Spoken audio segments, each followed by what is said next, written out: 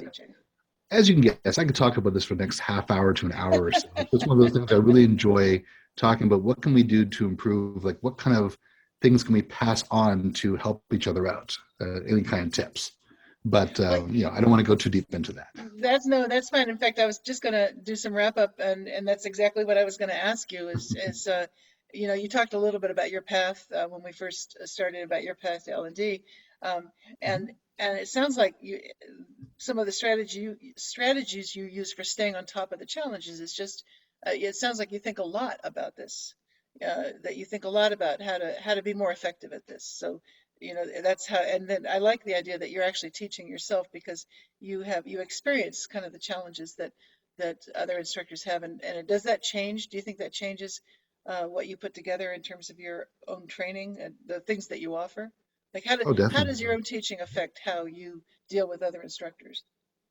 So I learned from my own mistakes, and I learned from seeing or watching other people talk or other people teach.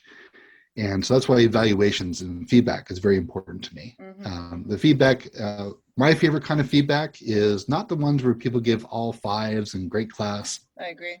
but the ones where they give you twos and threes, and then they let you know, okay, here is what worked well, here's what didn't work well. And I save those feedback and I refer back to that feedback next time I'm teaching the class to Hmm. see, okay, this person said that I took too much time on this and too little time on this. What can I do to improve upon that? And so that kind of feedback is something I also like to pass on to other instructors. So I like to meet with our new instructors after each class, after their first class, I should say, Right. just to give them the feedback and talk about, get their feedback as well. What do you think went well? What do you Yeah. think did not go well? And what can we do to improve? And then we have a discussion and then really makes them feel more comfortable going into the next class, Hmm. knowing that we went over what went well and we weren't like we had the whole compliment sandwich, like here's what Right. went well, the Yes. good, the bad, and the good.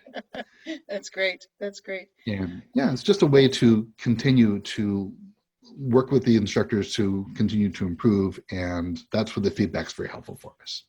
Well, Don, it's been a pleasure to talk to you because you enjoy your work, and that's always a pleasure to talk to people that enjoy their work. And my last question will be, and I think I asked this earlier about the pandemic, but just overall, is there something that I haven't asked you that you would really like to have a chance to chat about? Oh, let's see here. I was thinking about that question earlier. Well, I guess the one thing is, what can we do to continue to improve? And Mm, my number one thing is I haven't taught the perfect class yet, mm, and I always want to improve upon my last class I taught.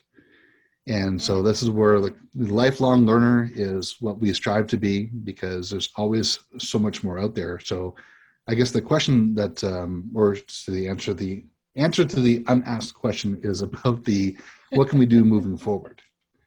And that's by, Yeah. take as much training as you can, especially on your own topics, just to see what other people are teaching and how other instructors are managing the classes, managing the material, and see Mm, what you can from what went well and what did not go well with them. hmm.